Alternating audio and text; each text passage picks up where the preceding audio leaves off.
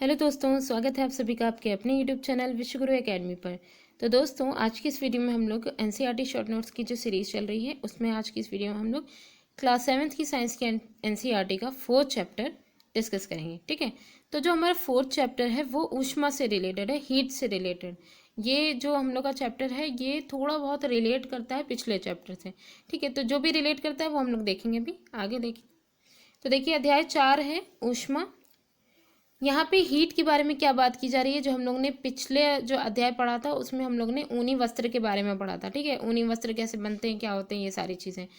तो उसमें थोड़ी बहुत टेम्परेचर की बात की गई थी कि जो ऊनी वस्त्र हैं वो किस मौसम में बनते हैं, या ठंड से मौसम में, मतलब कि ठंड के मौसम में जो है गर्म रखने के लिए, ये सारी चीज़ें। तो उससे ही थोड़ा बहुत रिलेट है। ठीक है, तो आगे देखते हैं कि ये जो हीट है ये होती क्या है, किससे किस में ट्रांसफ़र होती है, क्या क्या माध्यम है, ये सारी चीज़ें। सबसे पहले देखिए इसमें ताप। ताप क्या होता है? किसी वस्तु की उष्णता, किसी वस्तु का गर्म होना, उष्णता की विश्वसनीय माप, कोई भी वस्तु है उसकी उष्णता की विश्वसनीय माप ताप द्वारा की जाती है। ठीक है, तो ये एक ताप के द्वारा जो है एक एक्यूरेसी नापी जाती है कि कोई वस्तु कितनी ज़्यादा गर्म है। दूसरा, तापमापी क्या होता है? ताप मापने के लिए उपयोग की जाने वाली युक्ति को ही हम तापमापी कहते हैं या थर्मामीटर कहते हैं। ठीक है, जिनसे हम टेम्परेचर मापते हैं। डॉक्टरी थर्मामीटर क्या होता है? जिस तापमापी से हम अपने शरीर के ताप को मापते हैं उसे डॉक्टरी थर्मामीटर कहते हैं। डॉक्टरी थर्मामीटर पर दो पैमाने बने होते हैं। आपने देखा होगा कि जो डॉक्टरी थर्मामीटर है उसमें दो पैमाने हैं, फ़ारेनहाइट और सेल्सियस दोनों का ही रहता है। लेकिन अभी प्रेजेंट टाइम में क्या है, सेल्सियस पैमाने के अकॉर्डिंग सब चलते हैं। ठीक है, तो सेल्सियस में देखिए, सेल्सियस की जो ये डॉक्टरी थर्मामीटर में जो स्केल परिसर पूरी रेंज जो दी गई है 35 डिग्री सेल्सियस से 42 डिग्री सेल्सियस तक ही मापा जाता है। यानी कि हम कह सकते हैं कि एक स्वस्थ मनुष्य का जो बॉडी टेम्परेचर होता है वो 35 से स्टार्ट कहेंगे, या 35 से, मतलब कि इससे बहुत ज़्यादा कम नहीं हो सकता। थोड़ा बहुत अगर होगा तो होगा, अदरवाइज 35 से लेकर 40 के बीच में उसका एक स्वस्थ मनुष्य का जो शरीर का टेम्परेचर होता है वो होता है। ठीक है, फ़ारेनहाइट स्केल का जो परिसर है डॉक्टरी थर्मामीटर में वो 94 डिग्री फ़ारेनहाइट से 110 डिग्री फ़ारेनहाइट होता है। फ़ारेनहाइट वाला जो पैमाना है वो अब जनरली नहीं, मतलब कि इतना ज़्यादा यूज़ होता है, डिग्री सेंटीग्रेड वाला ही यूज़ होता है। तो देखिए, स्वस्थ मनुष्य शरीर का जो ताप, सामान्य ताप है, एक हेल्थी पर्सन के जो शरीर का सामान्य ताप होता है वो 37 डिग्री सेल्सियस होता है। डॉक्टरी थर्मामीटर को, जो ये जो डॉक्टरी थर्मामीटर है इसको केवल मानव शरीर का ताप मापने के लिए ही बनाया जाता है। जैसे बहुत से लोग नहीं कोशिश करते हैं कि टेम्परेचर माप रहा है तो इसको उठा करके क्यों ना गर्म पानी का जो है टेम्परेचर देख लें या और किसी चीज़ का टेम्परेचर देख लें। तो ये क्या होता है कि जो डॉक्टरी थर्मामीटर इसको अगर हम किसी और चीज़ में या हाई टेम्परेचर वाली चीज़ को उसका मापन करने के लिए अगर हम रखेंगे तो इसके ब्रेक होने का खतरा रहता है।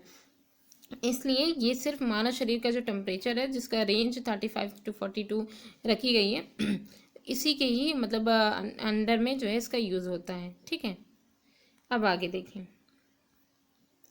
यहाँ पे देखिए एक और तापमापिया है, प्रयोगशाला तापमापी। अब चूंकि बॉडी के टेम्परेचर को मापने के लिए जो थर्मामीटर है डॉक्टरी थर्मामीटर वो तो यूज़ हो गया।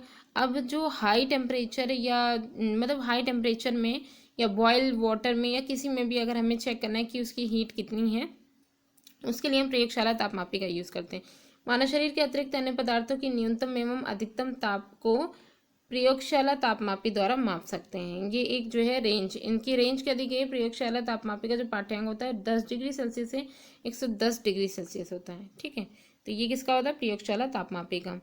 और इसकी एक खासियत होती है, प्रयोगशाला तापमापी के पाठ्यांक लेते समय इसका बल्ब चारों ओर से पदार्थ से घिरा हो जिसका ताप लेना है। यानी कि जो इसका जो बल्ब है, जो तापमापी का जो बल्ब नीचे वाला जो हिस्सा होता है वो जिस पदार्थ का हमें, जैसे मान लीजिए जल का टेम्परेचर लेना है तो जल में ही खाली वो डूबा हो। ठीक है, मतलब कि वो बर्तन की जो दीवारें हैं उनसे अटैच नहीं होना चाहिए, इसका कोई भी पोर्शन नहीं होना चाहिए, सिर्फ जिस पदार्थ का हमें लेना है बस उसी में ही वो डूबा रहे। ठीक है, और तो ये चीज़ मतलब कि यहाँ पे हो गई। तो इस तरीके का जो मापन होता है वो प्रयोगशाला तापमापी के द्वारा किया जाता है। मौसम की रिपोर्ट में अधिकतम न्यूनतम तापों की जानकारी देने के लिए अधिकतम न्यूनतम तापमापी का उपयोग किया जाता है। जो मौसम रिपोर्ट है इसमें जो है अधिकतम न्यूनतम जो ताप होते हैं उनको हम अधिकतम न्यूनतम तापमापी के द्वारा माप सकते हैं। ठीक है, एक यहाँ पे नोट देखिए, नोट में क्या बताया गया है? तापमापी में पारे के प्रयोग के विषय में, अच्छा एक चीज़ हम लोगों ने देखी यहाँ पे, प्रयोगशाला तापमापी और डॉक्टरी थर्मामीटर। तो प्रयोगशाला तापमापी में एक बात जैसे ये कही गई कि वो तो हम लोग का क्लियर होगा कि डॉक्टरी थर्मामीटर से हम प्रयोगशाला मतलब कि अन्य जितनी भी चीज़ें हैं उनका हम नहीं माप सकते, लेकिन ये जो प्रयोगशाला तापमापी है इससे माप सकते हैं। तो जिस तरीके से डॉक्टरी थर्मामीटर से और चीज़ों को नहीं नापा जा सकता, उसी तरीके से जो प्रयोगशाला तापमापी होता है इससे हम बॉडी की जो टेम्परेचर है उसको नहीं नाप सकते। क्योंकि देखिए इसकी एक खासियत होती है, जब तक कि जिस पदार्थ का ये इससे इसके द्वारा टेम्परेचर को मापा जाता है, जब तक ये उस पदार्थ में डूबा रहता है तभी तक ही उसका जो है पारे के अकॉर्डिंग उसका पाठ्यांक हम पढ़ सकते हैं, ठीक है, कि उसका टेम्परेचर कितना है। जैसे ही हम उस पदार्थ से निकालेंगे तुरंत उसका पारा गिर जाता है। जबकि थर्मामीटर में एक जो है एक मतलब कि विभंग करके एक वायर टाइप लगा रहता है, जो कि जो पारा जो जब जैसे मान लीजिए हमने टंग के नीचे उसको रखा टेम्परेचर, बॉडी टेम्परेचर चेक करने के लिए, फिर हम उसको निकाल करके बाहर देखते हैं कुछ देर बाद तक कि हम उसको देख सकते हैं। तो इसमें जो है ये विभंग टाइप का एक जो है वायर जैसा जो लगा रहता है वो पारे को गिरने नहीं देता है, ठीक है। तो इसलिए हम ये कह सकते हैं कि प्रयोगशाला तापमापी से हम बॉडी टेम्परेचर को नहीं नाप सकते हैं। अब नोट में कहा गया है कि तापमापी में पारे के प्रयोग के विषय में, क्योंकि तापमापी अभी तक के हम लोग ने जितने भी थर्मामीटर का पढ़ा उनमें पारे का यूज़ हो रहा था, ठीक है। तो उसके विषय में अनेक चिंताएं होने की वजह से, चिंताएं क्या है, क्योंकि जो पारा है वो विषाक्त होता है, जहरीला होता है, अतः उसके टूटने पर बड़ा खतरा होता है। जैसे मान लीजिए थर्मामीटर टूट गया तो पारा फैल गया, तो उसके बाद अगर कहीं पे भी मतलब कि या गलती से अगर शरीर के अंदर चला गया तो मतलब ओवरऑल अगर देखा जाए तो काफ़ी जहरीला होता है, हमारी बॉडी के लिए जहरीला होता है। इसका निपटान अत्यंत आवश्यक है।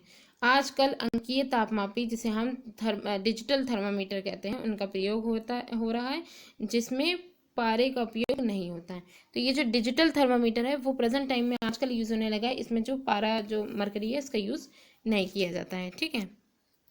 नेक्स्ट देखिए यहाँ पे, अब यहाँ पे दिखाया गया ऊष्मा का स्थानांतरण, ये जो हीट है ये ट्रांसफर कैसे होती है। तो यहाँ पे दो तीन विधियां हैं, जिनमें सबसे पहली विधि है चालन विधि।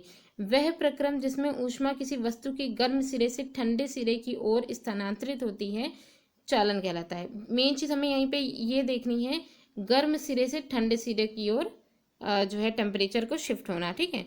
तो इसमें यही विधि क्या होती है, चालन विधि कहलाती है। ठोसों में ऊष्मा प्रायः चालन विधि के द्वारा ही स्थानांतरित होती है। मतलब आप ऐसे कह सकते हैं कि जैसे आपके पास जैसे मान लीजिए चम्मच है, ठीक है, कोई स्पून वगैरह है, उसमें आप कोई किसी चीज़ को उसका एक सिरा आप गर्म कर रहे हैं और दूसरे सिरा बिना किसी कपड़े के आप ऐसे पकड़े हुए हैं, तो धीरे धीरे क्या होगा, कुछ देर तक के उसको हम रखे रहेंगे। जब पहला वाला सिरा एकदम रेड हीट हो जाता है तो धीरे धीरे जो हीट है वो हमें पीछे का जो हिस्सा है चम्मच का वो भी महसूस होने लगता है। या किसी जो है पकने मतलब कि गर्म पानी का जो भगोना है उसमें अगर हम रख देंगे तो कुछ देर बाद चम्मच भी हमारा गर्म हो जाता है। तो ये सब किसकी वजह से होता है, चालन विधि की वजह से होता है। अब ये जो है ऊष्मा का स्थानांतरण है वो किन पदार्थों में होगा, किन पदार्थों में नहीं होगा, इस आधार पर जो दो तरीके के पदार्थों को रखा गया, एक सुचालक और एक ऊष्मा के कुचालक। सुचालक पदार्थ क्या होते हैं, जो पदार्थ अपने से होकर ऊष्मा को आसानी से जाने देते हैं, तो ऐसे पदार्थ जो होते हैं वो ऊष्मा के सुचालक कहे जाते हैं। जैसे उदाहरण में एल्यूमिनियम, आयरन है, कॉपर है आदि, तो जितनी धातुएं होती हैं वो क्या होती हैं, ऊष्मा की सुचालक होती हैं। कुचालक में देखिए इसमें है जो पदार्थ अपने से होकर के ऊष्मा को आसानी से नहीं जाने देते हैं उन्हें ऊष्मा का कुचालक कहते हैं।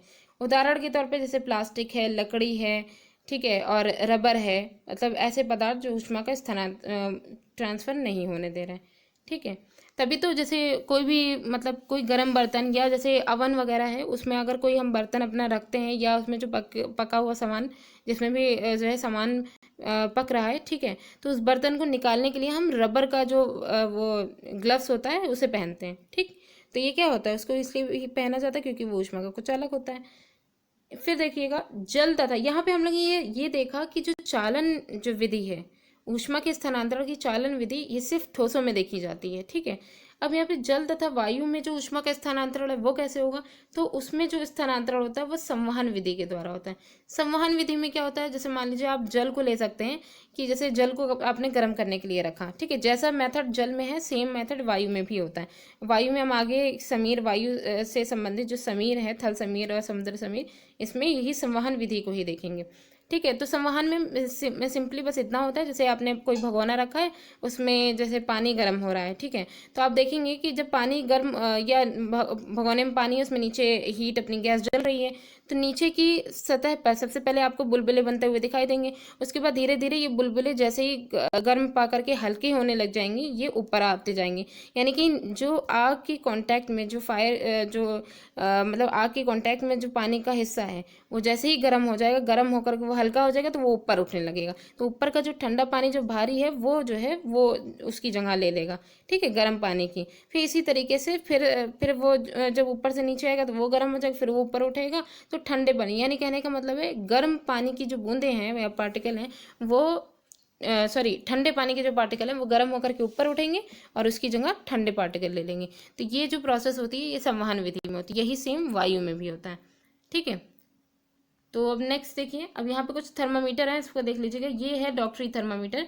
इसमें देखिए पैमाना दिया गया, ऊपर वाला डिग्री जो है सेंटीग्रेड होता है, नीचे वाला फ़ारेनहाइट होता है, ठीक है। पैमाने हम लोग ने पढ़ लिए थे, क्योंकि इसमें सबसे इंपॉर्टेंट तो यही है कि पैमाना कौन कौन सा आता है। डॉक्टरी थर्मामीटर में कहाँ से कहाँ तक होता है, और जो फ़ारेनहाइट है उसमें कहाँ से कहाँ तक होता है। ये यहाँ पे दिखाया गया है, जो डिजिटल थर्मामीटर है वो दिखाया गया बिना पारे वाला, ठीक है।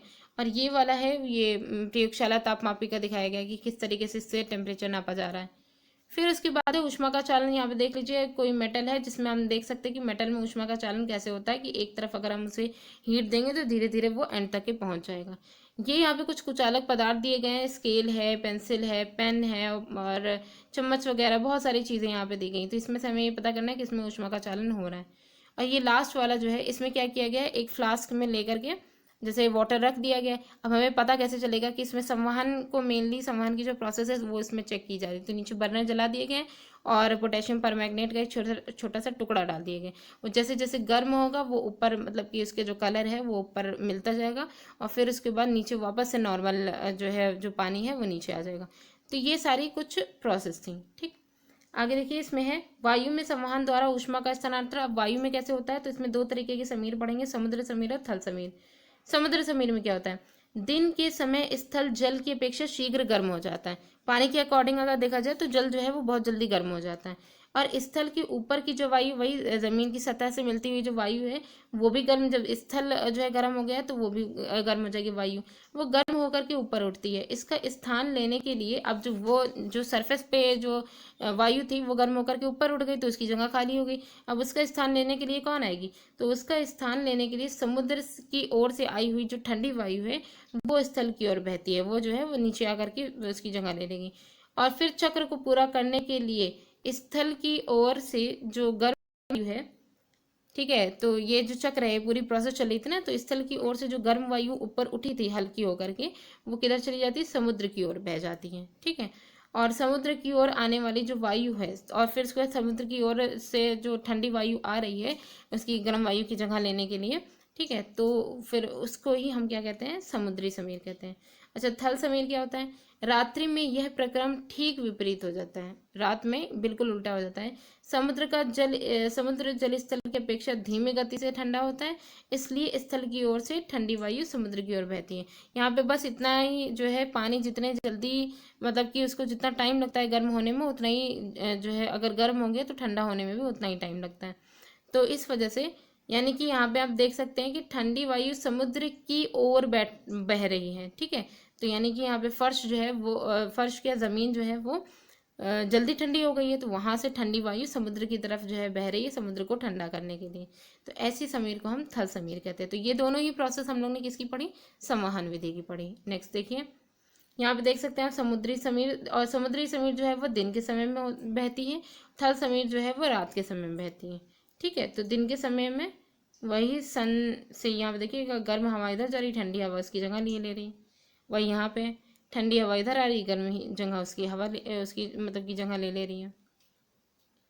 अब यहाँ पे देखिए विकिरण क्या होता है, विकिरण द्वारा ऊष्मा का स्थानांतरण। यहाँ पे हम लोग ने जो ऊष्मा का स्थानांतरण जो था वो दो तरीके का पढ़ा। ठोसों में जो है वो चालन विधि द्वारा होता है, वायु और जो जल है उसमें संवहन विधि द्वारा होता है।